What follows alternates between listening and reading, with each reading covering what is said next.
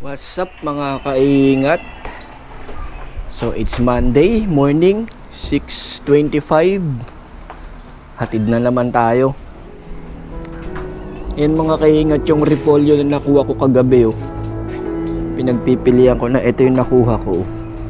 Ito. Diba?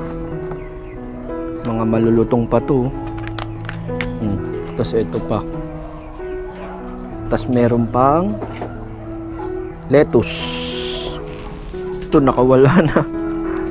So atid muna tayo mga kaingat.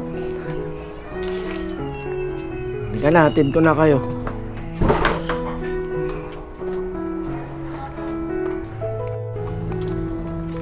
Asan na yung ano mo? Ang bigat ng bag mo. Grabe.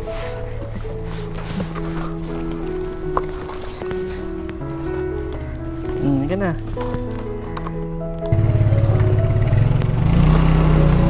Okay na kuya?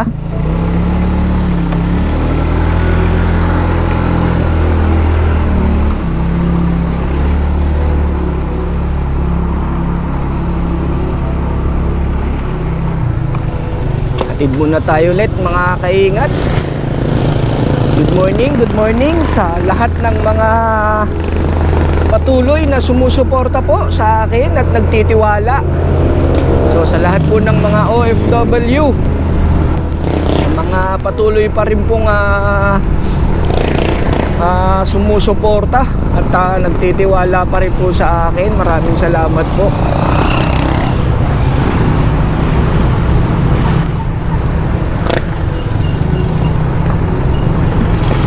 It's Monday morning. So kaarawan ng tatay ko. Yan mga kaingat to, kung magta-tricycle sila, possible na malate talaga. 6:30 na, alas 7 yung pasok nila. Shoutout kay Thinking Buddy na naghahatid din ng anak niya. Shoutout sa'yo.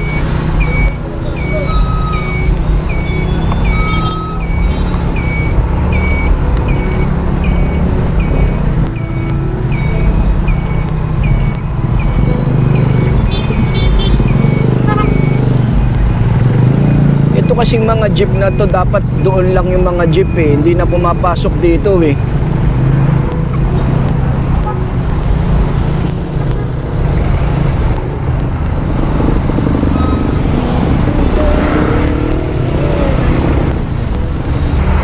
Let's go.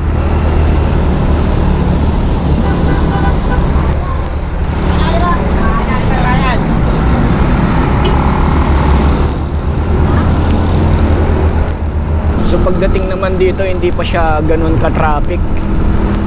Hindi katulad dun sa crossing. Anong oras na kuya? Ha? 6:28? So sobrang aga pa. Maaga pa naman mga kaingat.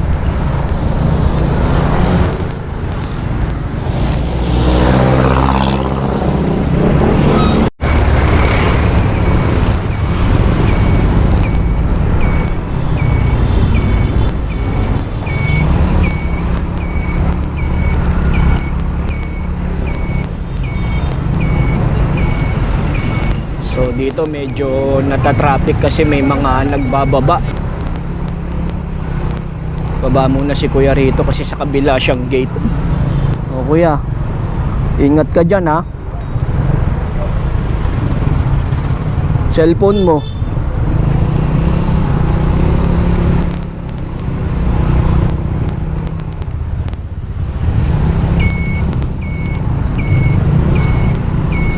Yung mga kaingat oh, medyo natatraffic kasi nagbababa ng mga estudyante.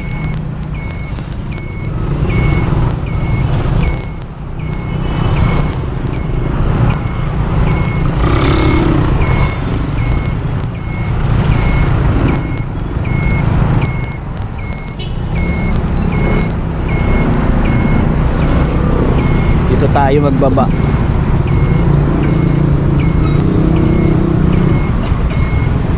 Sige Kuya Bon, lipat ka na ron.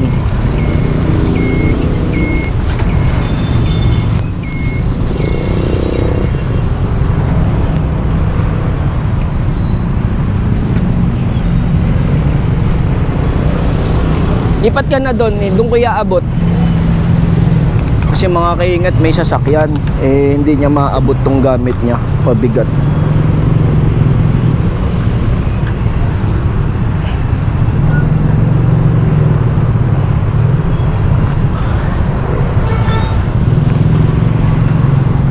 Ingat ka dyan.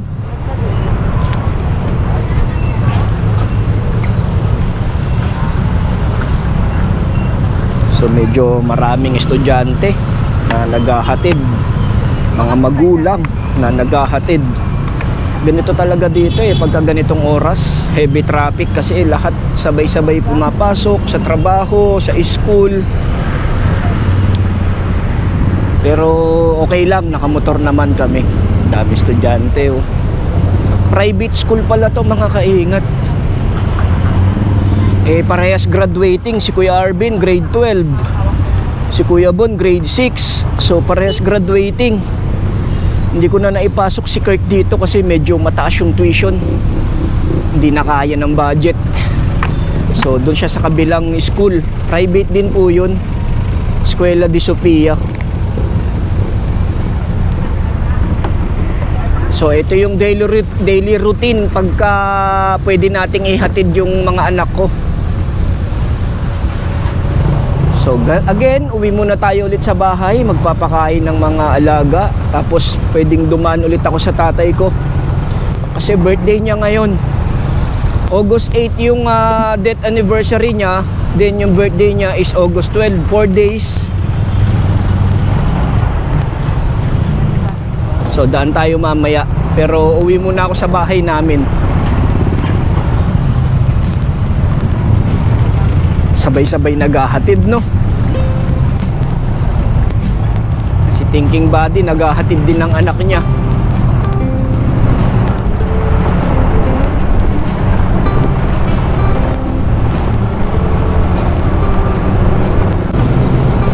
Mamaya masusundo natin ulit si Kuya Bon kasi alas 3 yung uwiin niya. Sunduin ko na lang.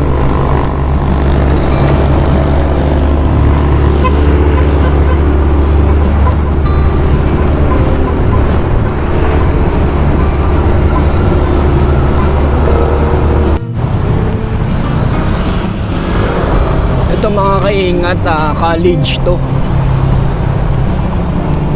Hindi ko lang alam kung meron ditong engineering Tapos ito sa baba, high school naman. Ayan Caloocan National Science and Technology, high school naman to.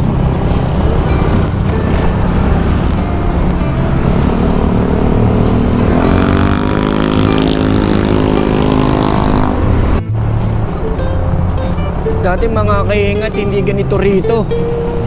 Puro talahib dito. Tsaka itong daan na to, itong way lang na to, isa lang, tas bako-bako. Parang tapunan dati to ng mga nasa-salvage itong lugar na to. Wala pang establishmento lahat to, karamihan wala. More on talahib. At saka ang bahay dito layo-layo. Nung mga elementary pa ako, ayun, siguro yun ayun yung pinupuntahan namin, yung sa likod nito. Nandun sa kabila, ayun sa kabila nun. Dito rin na na hold up yung kapitbahay namin na nagta-tricycle. Kasi ito dating Saranay Road na to, hanggang diyan lang, sarado na yan. Dead end na to. Hindi ka na makakarating sa sports complex. Tapos ang ginawa nung kapitbahay namin, dahil tinalian siya nung pantali ng manok, yung nylon, tinali yung kamay tsaka paa sa likod, nakapatalikod. Ang ginawa niya, nagpagulong-gulong siya. Makarating lang dun sa may sa may main road ng Bagumbong, hanggang sa may nakakita sa kanya. So yun, buti hindi siya pinatay.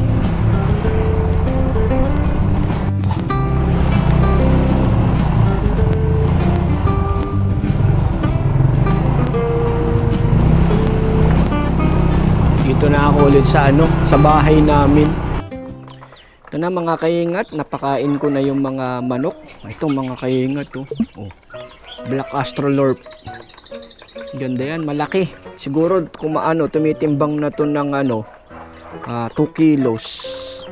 Tapos ito yung mga pasisiyo ko pa rito sa bahay Iba pa yun nandun sa bahay ni nanay ko. Pinapakain ko sila.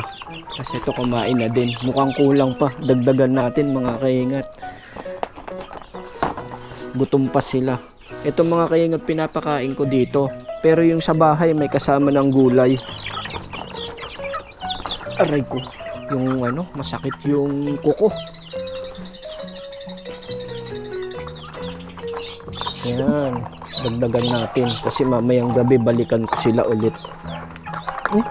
Bukas kasi ng maga is duty ko is 5 AM. Kaya dapat mapakain sila mamayang gabi.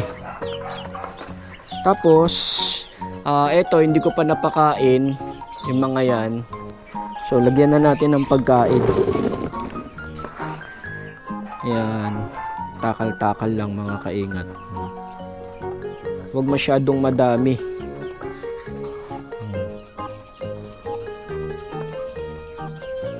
Hinugasan ko na rin ng mga kaingat, Sonrox. Para mamatay yung bakterya kung meron man.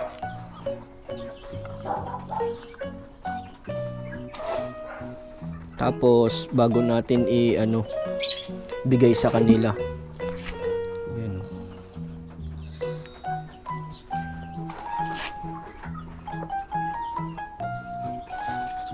Okay na mga kaingat, meron na mga birdseed, sunflower. So yun, pag magpapakain ako is ganito. Isa, dalawa, tatlo, apat, lima, anim. Dito to. Kasi nag-aangat siya ng at tinatapon niya. Kaya niyang bitbitin yung pinagkainan. Okay na to mga kaingat. So lipat tayo dito. Ito dito. Yan mga color green. Dito dalawa, nalagyanan. Mga dito mga kaingat. Ayan Personata. Wild type tsaka violet and blue. Personata. Fisher.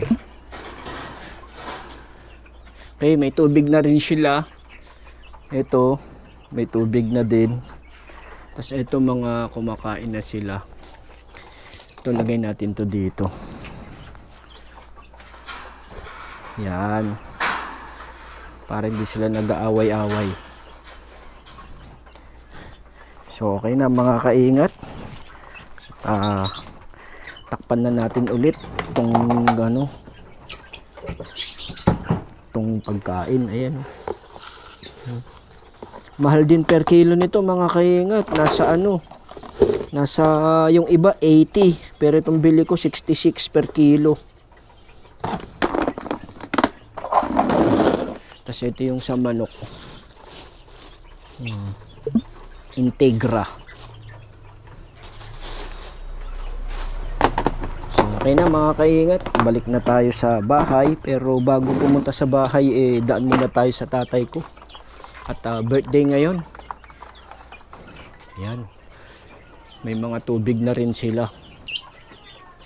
Yan, kumakain na sila.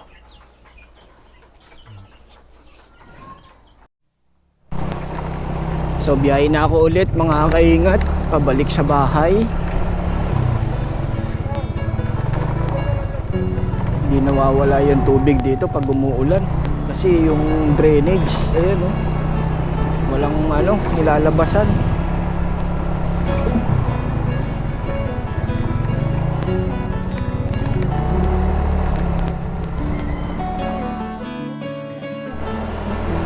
Daan muna ako ulit sa sa tatay ko. Kasi birthday niya ngayon. Monday Yung mga kapatid ko may mga pasok sa trabaho. Kaya set na lang ulit. Kung sakaling merong sabay-sabay ulit na pwede. For example weekend. So yun, pwede kita-kita ulit sa bahay ni nanay ko.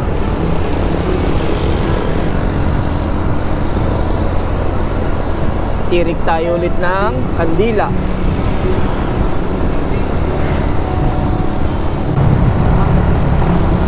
Ayan na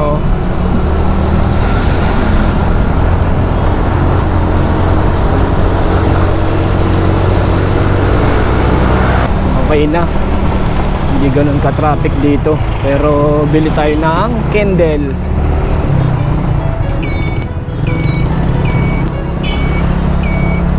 Candle first. Ate, candle ulit.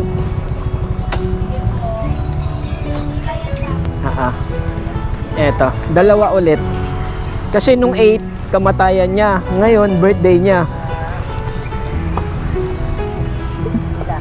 Tsaka posporo po. Eto po. So, 35 lang to, mga kaingat. Shoutout po. Good morning, Nay. Lote. Dito ka bumibili ng mga flowers. So, ayun. Sila nanay ko na lang yung bibili ng flowers mamaya. So, tara. Punta na tayo. So, ayun sila ate. Kayo lang yung nagbebenta rito pag ganitong araw no? Pagka holiday sa labas marami. So, dito shoutout kina ate. Anong pangalan mo, te? Roseanne, tsaka si Nanay Cathy. So dito ako bumibili. Bago kayo pumasok sa cemetery, nasa kaliwa lang sila. So tara, punta na tayo. Thank you, te.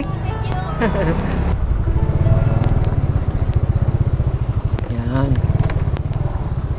Ganda dito, mga kaingat.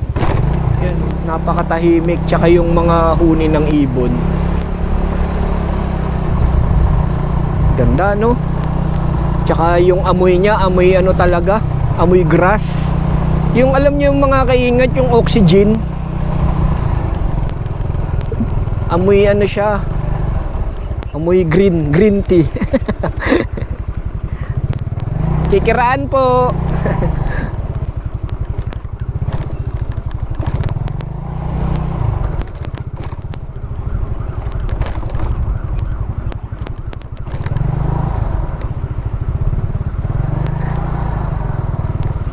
Naarawan na yung tatay ko.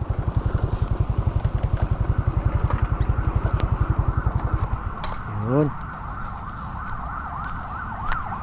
Ito na, lagyan natin. Morning, tay. Ayan So natunaw naman yung candle na nilagay ko. Yan mga kaingat August 12. Ngayon yan. So, 21 years niyang wala na sa amin. So, sabi ko nga lahat naman tayo mawawala, di ba? Pero depende na lang sa atin 'yon kung ano yung mga ginawa natin dito sa lupa. So, itong tatay ko wala naman ding masasabi, mabait naman, family man din. Kaso nga lang workaholic. So, sindihan na natin yung kandila. Wala na rin siguro sila Mary tsaka si Kirk sa bahay kasi hinatid niya 7 AM yung niya, pasok ni Kirk.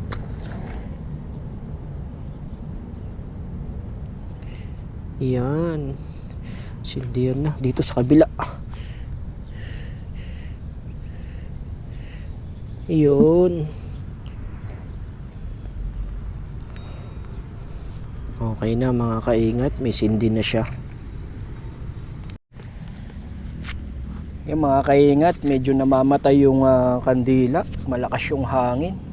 Sindihan natin ulit. Hindi talaga kaya mga kaingat, malakas yung hangin. Pero try natin ulit.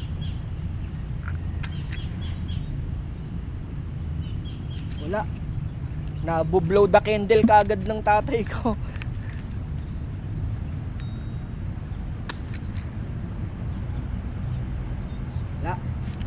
So ganun pa man mga kaingat, siguro bubuksan na lang o sisindihan na lang to ng mga kapatid ko or nanay ko kung sino man yung pupunta rito.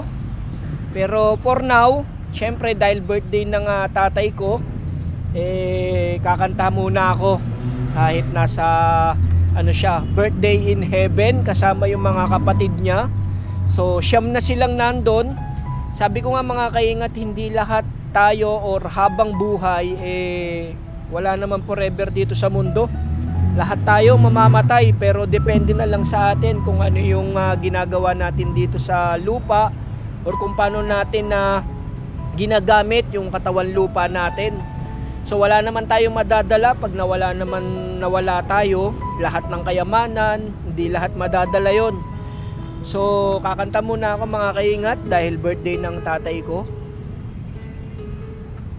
Happy birthday to you. Happy birthday to you. Happy birthday, happy birthday. Happy birthday to you. So lahat naman ng mga magulang na may karamdaman or nawala na. So siguro mas maganda habang kasama nyo yung mga magulang nyo, yung tatay nyo, gumawa na kayo ng good memories. Kasi syempre sa amin, maganda rin naman yung mga pinagsamahan namin nung nabubuhay pa yung tatay ko. Wala namang mga alitan or away. So kasama ang palad nga, na-aksidente nga yung tatay ko nung 2003 pa. Matagal naman na mga kaingat, almost 21 years na.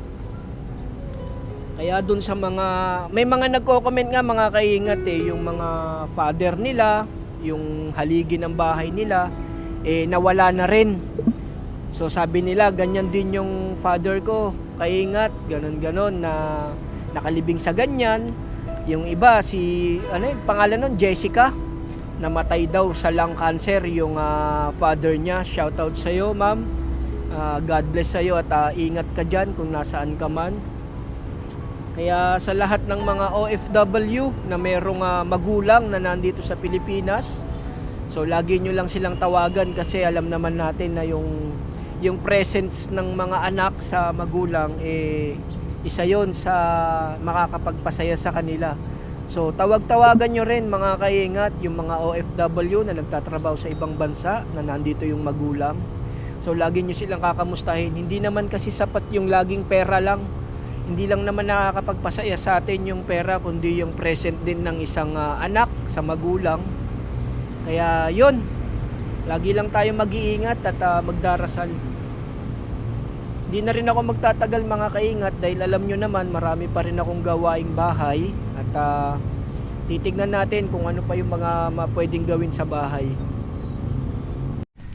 Namamatay talaga mga kaingat, malakas yung hangin. Hindi kinakaya. Ayaw talaga masindihan lakas ng hangin Aray, napaso na ako. Sakit.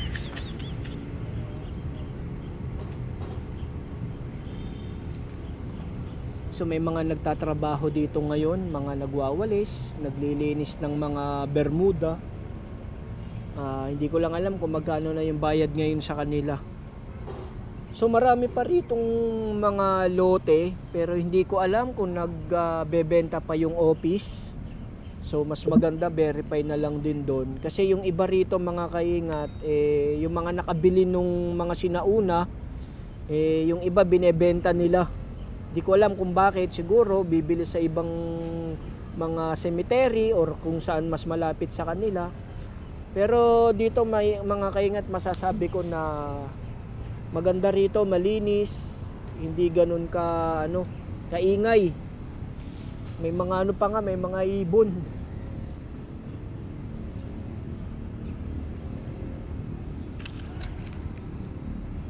Meron pa to.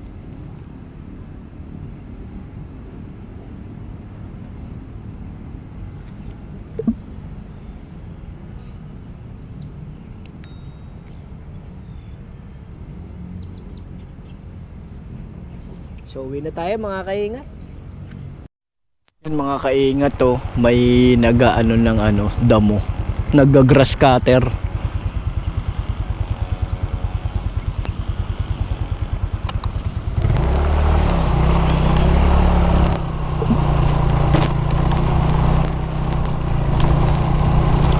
Pagka November 1 dito lang kami nagpa-park dito.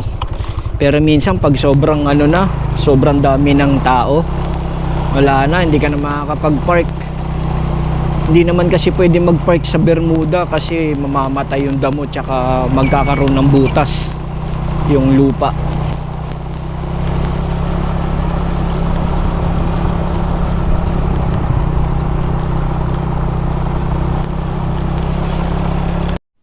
Natid kanina si Kuya Bono. Tapos dito si Kuya Arvin kasi sa kabilang building siya Kasi na siya. Ano ba yung grade 12? First year college ba yun? Or second? Ito mga kaingat, Caloocan North to. Etong crossing na to is Bicas. So meron ditong Bicas Market yan, Urduha. So dun sa mga nanonood na nakakaalam ng lugar na to, so shoutout sa inyo.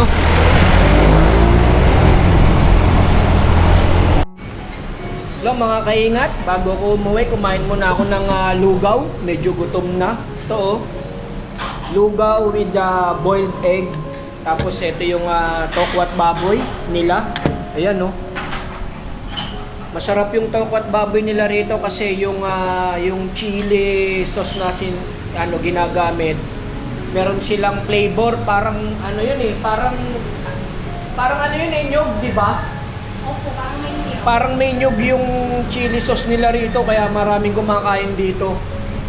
Dito lang yan, along the way ng Diparo Road going to Novaliches Bayan.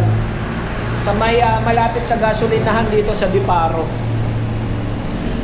Na-i-vlog ko na rin to mga kaingat Sarap to kasi nung matagal na rin ako kumakain, nila to, bagong branch. Kasi kumakain ako dun sa Ordua, sa may Bicas. Sarap, lalo na yung nila rito, Paris Bagnet, overload. Yun, masarap yun. At saka yung lugaw overload. May mga chicharong bulaklak pa mga kaingat. Doon sa mga malapit dito, try nyo rito kumain. The best. Laging mainit yung lugaw. Tsaka hindi siya matabang, hindi siya maalat, tama lang.